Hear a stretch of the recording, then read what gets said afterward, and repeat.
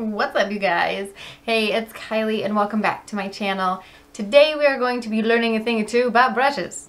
We might not really be learning a whole lot. I'm just going to give you some recommendations for my favorite eye brushes today to give you a place to get started. If you like the eye look that I'm wearing, there will be a video up on how to accomplish this look. So if it's up already, I'll have the, maybe it's on this side that it comes up. It's on one of these sides. There'll be a little blip that says, hey, if you want to see this video, you can watch it. And then you just click it and then you watch it and you can figure out how I did this eye look. Okay, so brushes, eye brushes. First of all, what is there to know about brushes? I mean, you have synthetic brushes and natural hair brushes. So the difference between those, a synthetic brush is, it's not real hair, it's synthetic. So those are generally made out of nylon or some kind of like plasticky type. I think it's typically nylon. I'm probably wrong. If I'm wrong, which I probably am wrong, I'll put it on the screen of what they're typically made out of. So it's just not real hair. Synthetic brushes are better for the packing type brushes. So when you want to put like a shimmer shade on your eyelid, a synthetic packing brush is going to be best for that, because the synthetic brushes are basically going to hold on to the shadows a lot easier, where a natural hair brush is going to be more fluffy. So typically your packing brushes are going to be synthetic brushes and your natural hair brushes are going to be your blending brushes. Now this is not always the case. There are so many brushes out there that it can be overwhelming on what to use each brush for and where to find good brushes and everything. The place I started was Amazon. I bought a kit off of Amazon. I think it was $20, maybe not even that much, and it came with a huge array of brushes. Now that was great for starting because it was cheap. I had a huge array of brushes to figure out what brushes worked for what better and what shape worked for what, and that is a great place to start. So I do recommend, if you don't have a lot of brushes now, go out and buy a pack of brushes, because brushes are so versatile for everybody and everybody will use them for different things. Yes, there are certain brushes that they will be labeled for a specific use, but it doesn't mean that you have to use it for that specific use. A lot of my brushes I use either for multiple things, or I favorite for one thing over the other, and it may not be meant for that use, but it just works better. So it is total preference.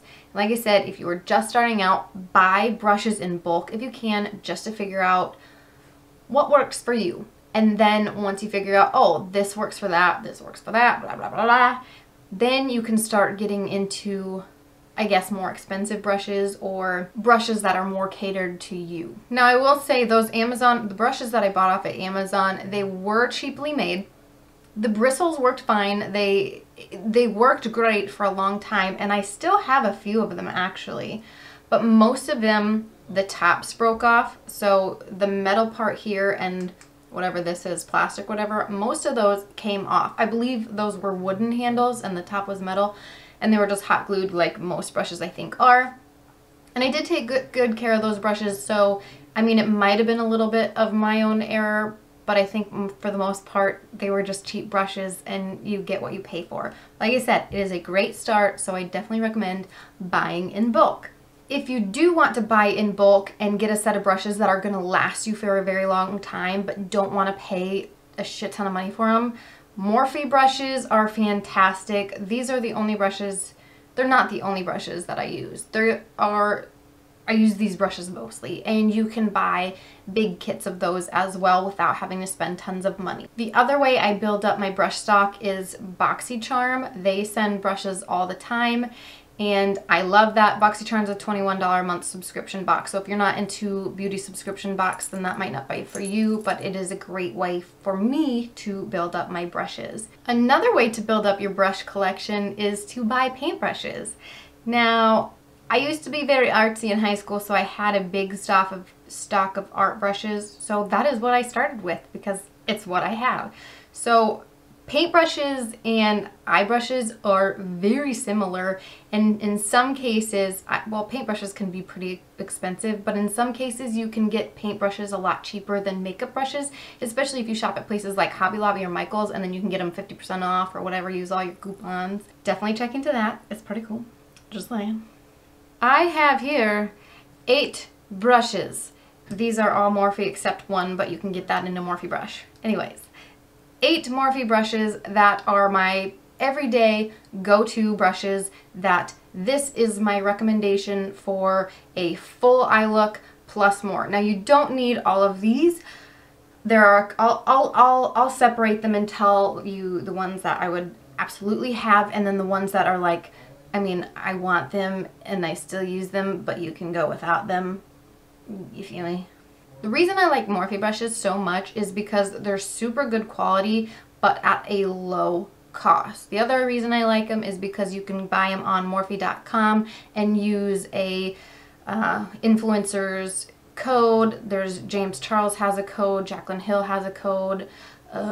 Why can't I think of any right now? There's a ton of people who have codes, so you can get 10% off of your purchase. So that's awesome. You can also purchase them on Ulta.com or in the store at Ulta. And I got all of these brushes right here at Ulta in the store, so I know they carry them. So you can go and get yourself some brushes. La, la, la. I'm going to try to show you the brushes in the order that I would use them. They are dirty because, like I said, I just did this look, so don't touch. The first brush that I would recommend is the Morphe M441. All this is your typical blending brush. So this is fantastic for taking your transition shade and wiping it in the crease and blending it out. Not only that, but when you pack on more color and then you need to blend it out, I always go back in with this one with no extra product and go back in windshield wiper motions and blend it all out. The next one I recommend is the Morphe M433. This is also a blending brush. The difference between these two is, one, the 433 is a little bit smaller and it is also tapered, so it's not fluffy all the way around. It's a little more pinched on one side. So the benefit to this one over this one is it's smaller, so if you have smaller eyelids, you're going to be able to get into the crease a little better and not as high up. This is more fluffy, so you're going to be able to get more space, if that makes sense. But if you turn this to the side, so if you use it, let me zoom in, this way it's more tapered, but if you turn it to the side this way and go in, you can cover more area. But if you turn it to the tapered side, then it's easier to get in the little crease. Does that make sense? So that is why I recommend both. If I were to choose between the two, I would go with the M441, the just regular blending brush, because it just makes everything so much easier and faster when you have a good blending brush. And it's a great blending brush. All these brushes, by the way, I think are between like $4 and $8, so cheap. My next favorite brush is the Morphe M167. This is a flat packing brush, and what this is meant to do is take whatever color you're going to pack on the lid and pack it on the lid. It's a flat packing brush. These are fantastic for your shimmer shades. I really love using this, and then if you have a shimmer shade that, oh God, why is my nose so itchy? If you have a shimmer shade that's not, it's just not picking up all the shimmer and giving that as much intensity as you want, you can spray it with your setting spray. I always use my Matte Fix Plus. I spritz my brush, dip it into the eyeshadow, or dip it into the eyeshadow first and then spritz it and then pack it all over the eye, and then it gives it, makes sure that the eyeshadow is as tense on the eye as it looks in the pan. What a blending brush is going to do, if you try to pack on a shadow with a blending brush and not a packing brush, it's not going to give the intensity. It's going to be, it's just not going to be as tense, and it's going to be more fluffed out. I'll show you the difference real quick. So I'm going to go in with just a blue-green shade. It's from the Jaclyn Hill palette. So first I'm going to go on my hand here with a fluffy brush, and I'm going to try to pack it on. Okay, so do you see it's not giving it very much intensity at all because it's a blending brush. But I'm going to go in with the packing brush now and do the same motions and pack it on, and you can already see the difference how much more opaque this one is than that one. That one's more sheared out. So this one's a lot more sheared out because it's a blending brush and not a packing brush. So that's the difference between those. The next one that I definitely recommend is the Morphe M507. This is another blending brush, but it is a lot smaller. So this is the difference between the regular blending brush and the 507. This is the M441 and the M507.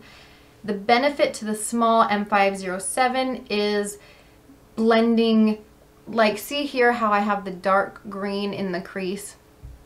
That was done by this brush. I would not have been able to give the intensity or have been able to keep it constricted to one fine line with this brush. This would have blended it everywhere, whereas this one blended it perfectly in the crease. I was able to get in a small area with this. So that's what this does. I use it on the outer corners and in the crease, and it is also perfect for blending underneath the lash line as well. Another important one, this one you can definitely go without, but it's still one of my favorite and most used brushes. This is the M431.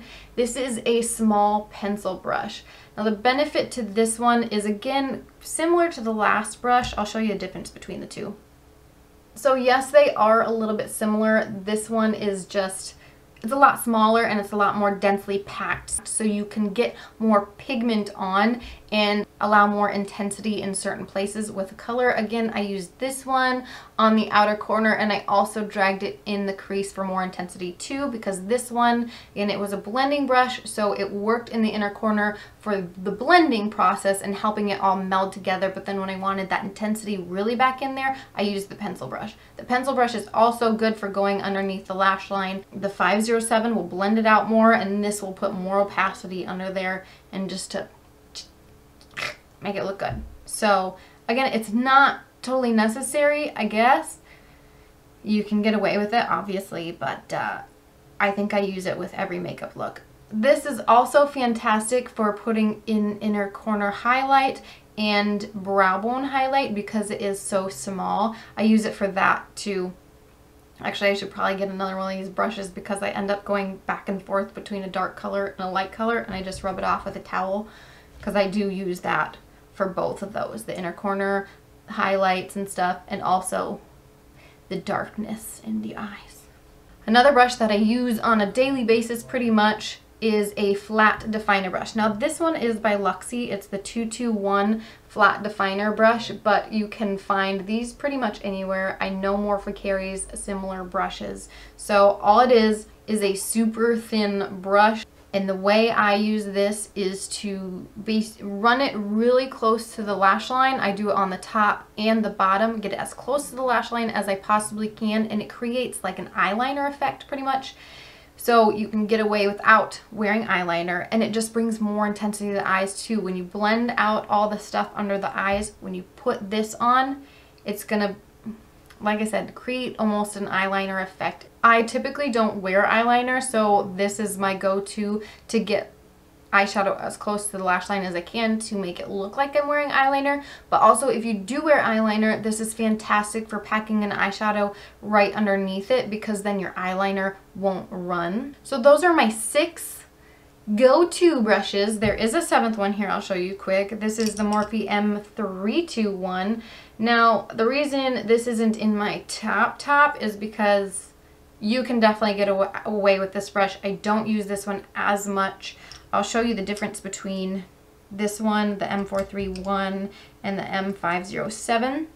So this is the one here that I'm going to be talking about. There is a difference. I mean, they all might look similar to some people, but they're not. So on this far side, that's your small blending brush. Then you got your pencil brush, and then you got this one here.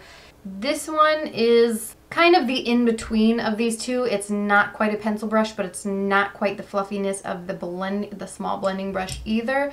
So it's basically used for those same two things. I really use it mostly for the under eye. Again, I like to blend a lot of colors down there, okay? But it also can do the outer corner, the crease very well. You can get inside. It's a great brush. It's definitely not needed. Like I said, these 6 are my go-to. This one's just an additional one. I have tons of brushes in my collection, as you just saw, but these are my go-to ones. These are the ones that I use every single day. I need like 30 backups. Morphe, I need like 30 backups, okay? You don't need a whole lot of brushes to complete a makeup look. You don't even need this many For me, it just makes it easier. It makes the blending process easier. And to me, it creates a more defined look. You can probably recreate this look without this mini brushes, but like I said, it's just easier for me, okay? And these 6 brushes, like I said earlier, I think are between $5 and $8, so you're not spending a whole lot on these brushes. And I believe you can get a lot of these in kits and with other brushes, and then if you want another one, just buy it individually if it doesn't come with a certain one, because I really don't know if there's a kit that comes with all of these ones in it, but if I made a kit, Morphe, these would be my brushes in it. I feel like James Charles did it the right way when he made his brush kit. I don't know what brushes were included in it, but he did repeats of the same brushes because he knows that you basically use the same brushes over and over and over, and instead of having to wash them or just like swipe them off and change colors, you've already got duplicates. Like, he did it the right way. You don't need that many different brushes. You just need a lot of the same ones. Boom. We're done here. That's all I gotta say. Did you learn anything about brushes? Did ya? I don't know. I just wanted to tell you what brushes work for me and what brushes are my favorite. So there, I told you. Subscribe to my channel. I hope you learned a thing or two. If you didn't, I'm sorry. If you go out and purchase any of these brushes, or if any of these brushes are already in your favorites collection, please let me know. Or if you have any other brushes that I didn't mention that are your favorites or anything, put them in the comments, because I always love looking at new brushes and I want to make my collection grow even more, so just let me know. Anyways, thanks for watching. Subscribe to my channel. We will see you in the next one. Okay, bye.